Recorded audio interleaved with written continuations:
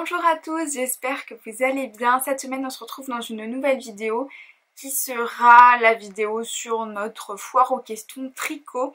Je vous ai demandé dans mon bilan couture précédent et également sur Instagram de me poser des questions autour du tricot pour que je puisse y répondre et peut-être en aider certaines, puisque j'ai je pense par semaine une dizaine de messages qui me demandent comment on peut commencer le tricot, par quoi toi t'as commencé, quel matériel j'utilise, etc. Pour être totalement honnête, j'avais déjà filmé cette vidéo, mais c'était hyper brouillon, je répondais aux questions que j'avais eues au fur et à mesure de ce que j'avais reçu et c'était pas du tout cohérent, donc là j'ai préparé l'ordre des questions pour que ce soit quand même un peu plus appréciable pour vous. Ce que je porte une robe, mais le patron n'est pas encore sorti, c'était un test, donc vous en saurez plus dans mon bilan couture du mois, mais elle est très très jolie.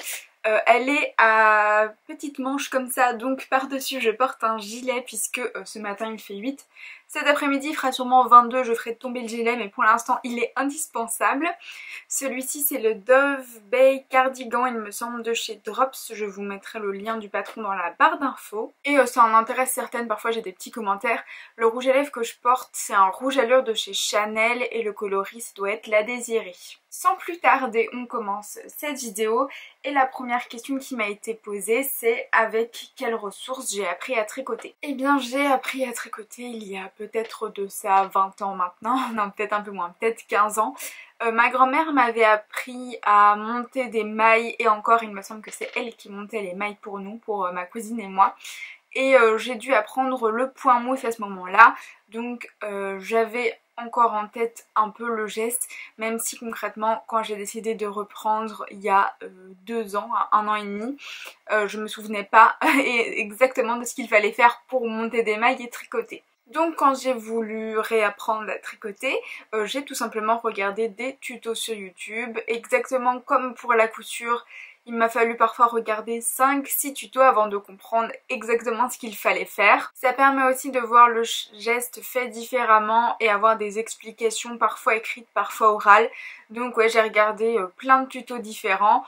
Ce que je vous conseillerais quand même, c'est une fois que vous avez pseudo compris la technique du point mousse par exemple, donc de la maille endroit, restez sur une même chaîne YouTube qui vous expliquera le point envers, qui vous expliquera comment faire un jeté, etc.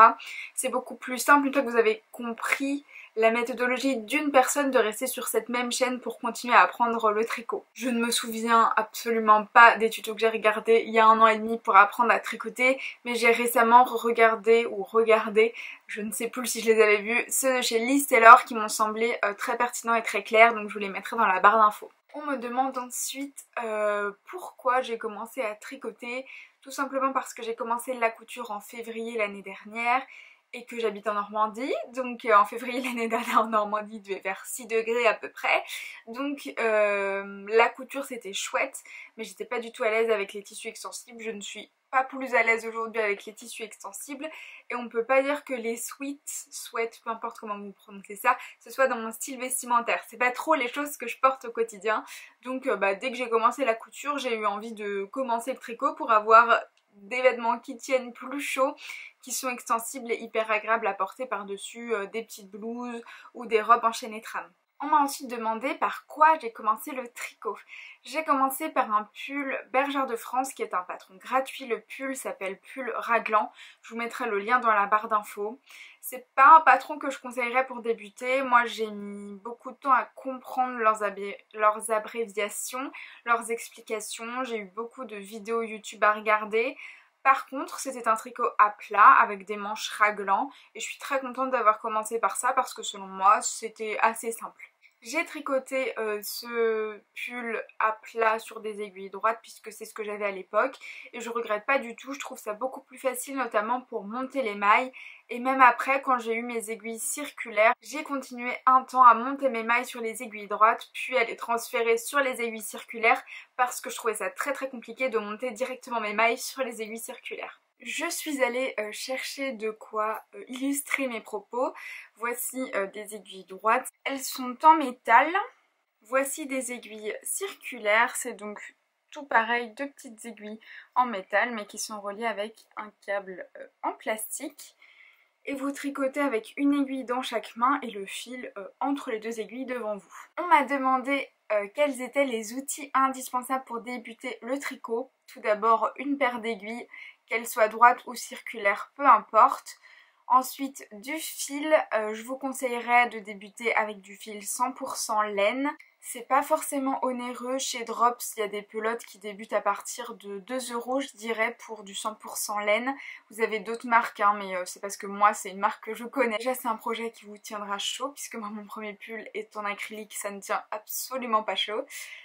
Parce que ça glisse beaucoup mieux sur les aiguilles, surtout si vous avez des aiguilles en plastique, on y reviendra un peu plus tard. Après il vous faudra des ciseaux, vous savez les mini ciseaux qu'on appelle ciseaux de brodeuse, mais les petits coupe-fils comme ça.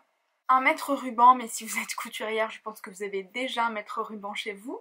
Des marqueurs, alors au début vous n'êtes pas obligé d'acheter des marqueurs, ça peut être des bagues, des bagues pour les doigts, ça peut être des élastiques transparents pour les cheveux, les tout petits élastiques, ça peut être des épingles à nourrice, ça peut être des trombones, ça peut être n'importe quoi d'à peu près rond qui peut passer sur votre aiguille que vous avez chez vous.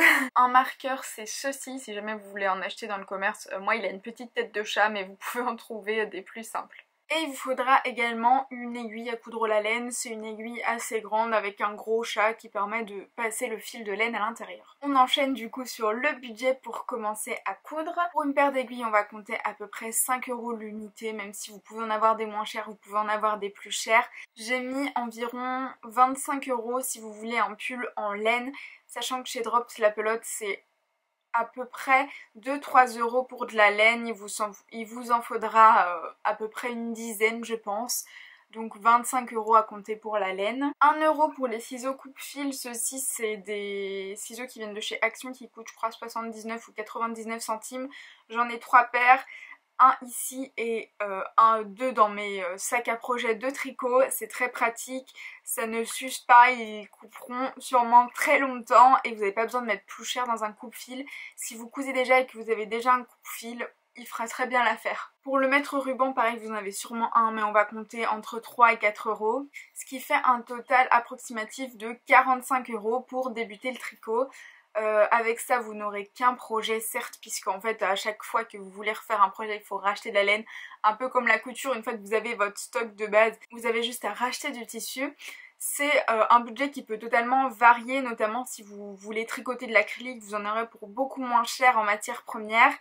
Et surtout si vous allez dans des magasins type Emmaüs, vous pouvez trouver des aiguilles bien moins chères, du coupe-fil, des matériaux bien moins chers et surtout du fil. Alors il faudrait qu'il y ait l'étiquette surtout sur les pelotes si vous les achetez chez Emmaüs, parce que si vous voulez avoir l'échantillon, avoir la matière, vous aurez toutes ces informations en fait sur l'étiquette. Et si par la suite vous voulez investir dans un kit d'aiguilles circulaires, vous en aurez à peu près pour 100 €. Je pense pas que le tricot ce soit comme la couture, déjà il y a beaucoup moins de gadgets, une fois qu'on a des aiguilles on les a un peu pour la vie. Je sais qu'il y en a beaucoup qui commencent avec une machine à coudre, qui se laissent, qui en rachètent une. Moi c'était mon cas, j'avais la Lidl, finalement je la trouvais pas assez performante, j'ai acheté celle-ci qui est une milieu de gamme. Je pense que je n'aurais pas plus haut que le milieu de gamme, ça ne m'intéresse pas d'ailleurs, mais vous pouvez ensuite passer pour du plus haut de gamme. Il y a la surjeteuse qui est aussi un budget à l'arrière. Normalement quand vous avez des aiguilles à tricoter, si vous n'êtes pas trop planté dans votre choix de kit, vous payez 100 € et vous le gardez toute votre vie. On m'a donc demandé quelles aiguilles moi j'avais. J'ai un kit de chez Knit Pro, alors moi j'ai un kit avec des super belles couleurs donc je l'avais payé une centaine d'euros il me semble. J'ai des aiguilles de 3,5 à 8 mm. J'ai des Knit Pro en bois, ce que je déconseille puisque moi en un an, en novembre ça fera 1 an puisque je l'ai eu pour mon anniversaire. J'ai déjà cassé 3 aiguilles. Je vous insérerai une photo, en fait ça a cassé à la jonction entre le bois et le métal. Donc c'est pas moi qui les ai cassés en deux, hein, c'est vraiment à cet endroit où c'est sûrement très fragile que l'aiguille a cédé. J'avais choisi du bois parce que je tricote très lâche et que j'avais lu que si on tricotait lâche il valait mieux partir sur du bois, si on tricotait trop serré il valait mieux partir sur du métal. Dans tous les cas, je vous déconseille le plastique, surtout si vous décidez de tricoter de l'acrylique, puisque plastique contre plastique, ça ne va pas du tout glisser, ça ne sera vraiment pas pratique et ça peut jouer sur le fait que vous tricotez trop serré au début. Vu que je n'ai pas testé d'autres marques d'aiguilles circulaires, je ne peux pas vous donner mon avis, ce serait juste des choses que j'ai entendues par-ci par-là. Je vous laisse vous renseigner sur internet, je suis persuadée qu'il y a plein de comparatifs de différentes marques de tricot, de différentes marques d'aiguilles à tricoter. On m'a demandé si je n'avais pas envie de développer une partie tricot sur ma chaîne. Et c'est quelque chose qui est beaucoup revenu et également des demandes de vlog tricot. J'ai donc décidé ce mois-ci de tenter. J'ai commencé en début de mois à filmer mes objectifs tricot du mois, etc. À commencer en fait un vlog tricot pour celles qui en regardent, vous savez un peu en quoi ça consiste. Le but c'est qu'en début de mois je vous montre où j'en suis dans mes tricots, je vous reprends toutes les semaines, une fois par semaine pour vous montrer mon avancée, pour vous parler de mes difficultés, des laines que je choisis de tricoter, si j'ai fait des modifications, etc. Je ne sais pas si ça en intéressera beaucoup. S'il y en a au moins quelques-unes à qui ça plaît, je pense que je continuerai. C'est pas du tout le genre de vidéo qui est chronophage. Je vous filme, je monte, je publie la vidéo, il n'y a pas trop de montage à faire. Normalement, c'est des vidéos qui sont plutôt faciles à monter et c'est donc un style de vidéo qui est facile à mettre en place. Je publierai celui du mois une semaine avant le bilan couture. Si je continue, ce sera tous les mois, une semaine avant le bilan couture. Ça vous permettra d'avoir en avant-première ce que j'ai tricoté dans le mois, mon avis, etc. Et ça permettra surtout de réduire la partie tricot dans le bilan couture du mois, qui s'appelle bilan couture pour une bonne raison. C'est normalement pour vous présenter mes coutures. On m'a ensuite demandé quel patron j'ai le plus apprécié pour débuter. Mon tout premier tricot c'était un Bergère de France, ensuite c'était un petit knit.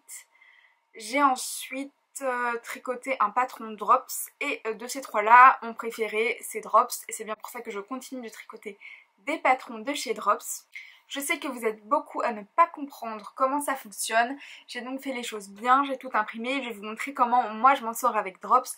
C'est d'ailleurs la question suivante, comment tu fais pour comprendre Drops? C'est Audrey qui m'a posé cette question, Audrey de la chaîne Fêlée de la Bobine. J'espère que ça pourra t'aider si tu passes par là. Voici un patron Drops, si je me permets de vous le montrer tel quel, c'est parce que c'est un patron gratuit. C'est un modèle que je vais tricoter prochainement. Je vais vous montrer ça comme ça, mais je pense que pendant que je parle, je vous insérerai des petits clips vidéo de close-up de ça. Tout d'abord, j'imprime mon patron au format papier. Je sais que tout le monde ne peut pas le faire, sinon vous pouvez toujours le suivre sur le portable, il y a beaucoup d'applications. Je ne sais plus comment s'appelle la mienne, elle est payante mais il me semble que c'est 1 € par an.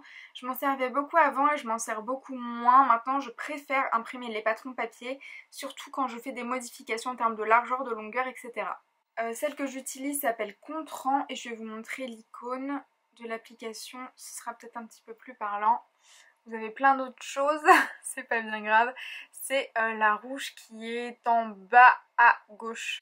Une fois que j'ai imprimé mon patron, je choisis ma taille. Là je vais donc faire la taille S. Je regarde les fournitures. Bon là j'ai déjà ma laine mais il faut de la Drops Snow. Et vous avez la quantité juste là d'ailleurs, j'aurais pu la souligner ou la surligner. Vous avez la taille d'aiguille qu'il faut, pareil je regarde si j'ai ce qu'il faut. Bon là il va me manquer la taille d'aiguille numéro 9 mais c'est pas grave, je les achèterai. Par la suite vous avez l'échantillon et ici pour ce pull vous voyez si vous faites la plus petite taille il peut vous revenir à 25,85 €. La page suivante ce sont donc les explications. Comme dit ici, ce sont toutes les techniques employées, donc les techniques vers lesquelles on va vous renvoyer pendant votre tricot. Sur la page d'après, vous avez l'ouvrage commence ici. Et comme son nom l'indique, c'est les débuts des explications que vous devrez suivre. Là, vous avez un petit aperçu de l'ouvrage, donc comment il se commence, par où il se finit, dans quel sens, etc. Et ensuite, vous avez les différentes parties que moi je surligne, col, empiècement. Ensuite, vous avez dos et devant, manche. Si on reprend celle-ci et que je vous montre un peu, vous avez tous les numéros qui correspondent aux différentes tailles. Moi j'ai choisi la taille S, c'est la seconde taille, donc j'entoure à chaque fois le second chiffre ou nombre. Je souligne à chaque fois qu'il y a un changement d'aiguille, donc là on commence avec des aiguilles 8. Vous verrez par la suite, on va se servir d'aiguilles 9 mm. C'était ici, je ne l'avais pas souligné, mais ici on vous demande de changer pour les aiguilles 9 mm. Ce que je souligne aussi, c'est où est-ce qu'il faut s'arrêter en termes de hauteur. Par exemple, là à 3 cm, il faudra faire quelque chose, à 4 cm, etc. Ici à 8 cm. Et en fait, c'est un patron qui se lit et c'est vraiment très très simple. À chaque fois que vous avez quelque chose en gras, c'est quelque chose sur lequel on vous renvoie. Par exemple, ici, on nous écrit voir augmentation, je reprends ma page précédente et je cherche augmentation. Ici on a augmentation 1, c'est simplement la méthode pour augmenter les mailles. Si jamais c'est trop imprécis que je ne comprends pas, j'ai juste à chercher une vidéo YouTube en tapant augmentation tricot et j'essaye de trouver quelque chose qui ressemble à ça. J'espère que ça aura pu en aider certaines à comprendre le système Drops. Pour moi c'est très clair, en fait il suffit de lire et si vous lisez bien correctement, il n'y a rien de compliqué là-dedans. On m'a demandé quels sont les patrons pour débuter. Je pense que c'est propre à chacun, comme là on le voit pour Drops, moi c'est ma logique, c'est pas la logique de tout le monde. J'ai récemment tricoté un patron petit knit qui sont réputés pour être très bien expliqués et je n'y ai rien compris. Heureusement j'avais trouvé une vidéo d'une danoise qui expliquait toutes les étapes du patron, mais sans ça j'y serais jamais arrivée. Alors je ne parle pas le danois mais j'ai mis les sous-titres en anglais bien sûr. Je dirais que pour débuter, un tricot à plat c'est peut-être plus simple que sur des aiguilles circulaires parce que il faut rejoindre le tricot en rond, on nous explique pas toujours comment faire. Il faut ne pas twister son tricot pour se retrouver avec un pull mis à l'endroit, mis à l'envers. Donc pour moi les aiguilles droites, celles-ci, c'est les plus simples pour débuter. Vous aurez des coutures à faire, c'est pas le plus marrant, mais il faut ce qu'il faut, le tricot c'est de la patience surtout. Le tricot avec des manches raglan c'est peut-être aussi le plus simple. Les manches raglan c'est pas comme celle-ci. Ici vous voyez j'ai une couture d'épaule et j'ai donc dû faire une emmanchure. Les manches raglan c'est vraiment des diminutions ou des augmentations, ça dépend si vous partez du haut ou du bas du vêtement, mais qui sont relativement régulières et droites. On m'a aussi demandé combien de temps je mettais pour tricoter un pull, c'est hyper variable. Je dirais que le premier j'ai mis plusieurs mois, il me semble au moins 2 mois à le tricoter. Je suis allée vérifier, j'ai mis 3 mois à tricoter mon tout premier pull, donc voilà, faut vraiment pas être pressé. C'était même pas un pull qui avait quoi que ce soit de compliqué, c'est juste que au début, si on s'arrête un peu, on oublie, on est obligé de revoir des tutos pour savoir comment faire des mailles en droit, des mailles envers, comment diminuer, etc. Maintenant que je sais tricoter, que je connais à peu près les techniques, je dirais que ça dépend fortement de la taille d'aiguille. Entre par exemple ces aiguilles là qui sont je crois 4 ou 4,5, c'est des 4 mm. Et celles-ci qui sont des 2 mm, qui sont toutes tordues d'ailleurs. Vous voyez la différence de taille, la laine a aussi une différence d'épaisseur et suivant la taille d'aiguille ça va plus ou moins vite. Ça dépend également de la complexité du patron. Si vous avez de la dentelle comme ce patron là, vous voyez qu'il y a des jetés, etc. Forcément il faut plus se concentrer, c'est pas juste des mailles en droit. Après je trouve ça plus motivant d'avoir un motif soit de jacquard, soit de dentelle parce que vous avez envie de voir comment ça va évoluer plutôt que du jersey toujours en droit, mais forcément c'est un peu plus long à faire. Si c'est un patron d'une complexité moyenne avec des aiguilles moyennes, on va dire 4, 4,5, 5, je pense que je mets entre 2 et 3 semaines à le tricoter en sachant que moi j'ai la possibilité de tricoter à peu près 2 heures par jour tous les jours. Alors je dis pas que je tricote 2 heures par jour tous les jours, c'est une moyenne. Il y a des jours où je ne pourrais pas tricoter, mais il y a des week-ends où je peux passer l'après-midi si je le souhaite à tricoter pendant 4 heures, en sachant que je n'ai pas d'enfant, que je fais des cours à la maison et que j'ai un mari qui s'occupe de lui-même et qui, c'est normal mais on le précise, m'aide dans toutes les tâches du quotidien. Et également que je suis la plupart du temps monoprojet, c'est-à-dire que je n'ai pas plusieurs en cours ou que si j'ai plusieurs en cours ça veut dire que le précédent a été abandonné. Mais vous verrez ça dans mon vlog couture puisque je vous montre tous mes en cours et tous les projets inachevés. Alors c'est très long mais il faut savoir que moi pour le tricot je pense que je suis plus le genre de personne qui aime il y a beaucoup de fluctuations de lumière, je suis désolée mais actuellement il pleut, il y a des gros nuages. Je suis plus le genre de personne qui préfère le processus que le projet fini. En couture c'est peut-être plutôt l'inverse, j'ai tendance à me dire que je vais coudre ça parce que j'ai envie de porter ça. Alors non pas que j'aime pas la couture, mais c'est vrai que le tricot en fait je préfère tricoter plutôt que de porter le vêtement, c'est à dire que si j'ai rien sur mes aiguilles je vais forcément mettre un tricot dessus parce que j'ai envie de tricoter et après le vêtement fini je suis très contente de le porter, c'est pas ça mais c'est juste que je vais tricoter un vêtement parce que j'ai envie de passer du temps à tricoter. On m'a posé une question hyper pertinente et on m'a demandé qu'est-ce que j'aurais aimé savoir avant de débuter le tricot. Tout d'abord j'aurais aimé savoir qu'il vaut mieux détricoter ou tout recommencer plutôt que de continuer un projet qui contient une erreur ou dont la taille est mauvaise parce que vous n'apprécierez pas de le porter de la même façon. Ce gilet là, il y a un des demi-devants que j'ai dû entièrement recommencer alors qu'il me restait genre 10 cm à tricoter en haut parce que j'avais fait une erreur dans ma dentelle et je me suis dit que je l'apprécierais pas autant s'il y avait une erreur dans la dentelle que si je recommençais entièrement et que je refaisais mon devant. C'est ce qui est chouette avec le tricot, c'est que si on se plante, on peut toujours redétricoter, avoir le fil et retricoter. En couture, une fois qu'on a coupé ou qu'on a cousu, parfois il est très difficile de récupérer la pièce et des fois malheureusement on n'a plus de tissu et c'est pas faisable. Et j'aurais aimé également, même si on nous le répète beaucoup, et j'aurais aimé qu'on me dise de toujours faire un échantillon test avant de débuter un tricot. Et là je vais nuancer puisqu'on m'a demandé est-ce que je fais les échantillons test. Je vais être très honnête, je fais systématiquement les échantillons test, sauf pour un projet, pour un patron de chez Drops, si j'utilise la laine recommandée par Drops dans le patron. Je crois que j'ai tricoté plus de 10 projets avec de la laine Drops dans la bonne laine qui était conseillée pour le bon patron. Et maintenant je sais que globalement, à peu de choses près, j'ai le même échantillon qu'eux. Mais c'est le seul et unique moment où je ne fais pas d'échantillon en tricot. Au début je n'en faisais pas et je regrette, mon tout premier pull est 1000 fois trop grand pour moi. Le second j'ai dû m'en séparer tellement il était immense. Donc voilà, toujours faire un échantillon test. On m'a demandé ensuite quel point lisière j'utilise. Alors il faut savoir que moi en tricot je suis très scolaire, hein. Je ne change pas grand chose, je suis généralement les patrons totalement à la lettre. La seule chose que je modifie c'est pour le rabattage des mailles. On nous conseille généralement ce rabattage qui est très peu élastique et depuis peu j'ai appris un nouveau rabattage de mailles qui est élastique et donc c'est la seule chose que je me permets de modifier dans un patron. Mais mis à part ça, rien. Donc s'il y a un point lisière qui est conseillé, j'utilise le point lisière qui est conseillé. Généralement c'est une maille au point mousse. Je fais donc une maille au point mousse. Alors certes ça fait pas les plus jolies coutures du monde, hein, vous voyez bien ma couture ici, mais pour moi ça fait le job. Et la dernière question que j'ai retenue, alors on a posé beaucoup d'autres, mais cette vidéo ne peut pas non plus faire 40 minutes et il y en a beaucoup qui se répétaient ou qui étaient dans le même style. Alors j'ai eu des questions comme comment on tricote. Je ne peux pas répondre à ça, je n'ai pas envie de faire un énième tuto tricot. Si vous vous demandez comment on tricote, vous tapez sur YouTube comment on tricote et je suis persuadée que vous aurez une tonne de vidéos qui vous montrent comment on fait. On m'a demandé donc comment entretenir ces tricots. Et en fait c'est très simple, ça se passe comme dans les vêtements que vous achetez dans le commerce. Sur les étiquettes de laine, j'en ai pas par là mais je regarde à côté de moi, vous avez les instructions, vous avez des laines super wash donc qui passent en machine à laver, ça c'est merveilleux. Vous avez des laines non super wash comme par exemple un pull en cachemire que vous achetez dans le commerce, vous ne le passerez jamais à la machine à laver, là c'est le même concept.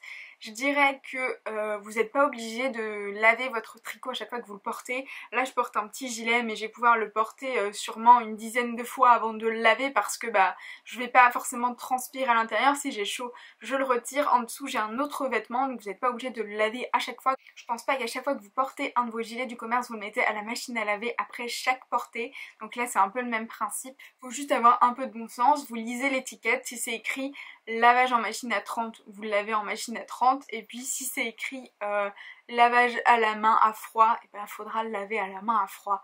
C'est aussi des objets plus précieux, c'est de la laine. Si vous cousez un vêtement en laine, vous n'allez pas forcément le mettre à la machine à laver avec tout le reste. Donc comme je le dis, avec un peu de bon sens, on s'en sort. C'est tout pour cette vidéo, elle aura fait je pense moins de 30 minutes, je m'en suis pas trop mal sortie. J'espère que ça vous aura plu. Si vous avez d'autres questions dans les commentaires, je pourrais peut-être y répondre dans mon vlog tricot. C'est peut-être une très bonne idée, je viens de l'avoir là. J'espère que ça aura pu en aider certaines à se motiver, puisque j'en ai plein qui me disaient qu'elles n'avaient pas de questions mais qu'elles avaient très envie d'entendre les réponses pour voir un petit peu et puis peut-être pour se motiver à commencer le tricot. En tout cas le tricot c'est beaucoup de patience, c'est beaucoup d'échecs et de recommencement. Mais il n'y a rien de plus compliqué qu'en couture. Si vous savez faire une maille en droit, une maille envers, un jeté et deux mailles ensemble, vous savez tricoter la plupart des patrons basiques. Je vous souhaite une très belle semaine, je vous souhaite un meilleur temps en tout cas que chez moi. Et puis je vous dis peut-être à la semaine prochaine pour une nouvelle vidéo. Je n'ai pas encore d'idée, ce sera peut-être un test patron si j'ai le temps. Sinon on se retrouve la semaine d'après pour mon vlog tricot et la semaine encore suivante pour mon bilan couture du mois. Bye!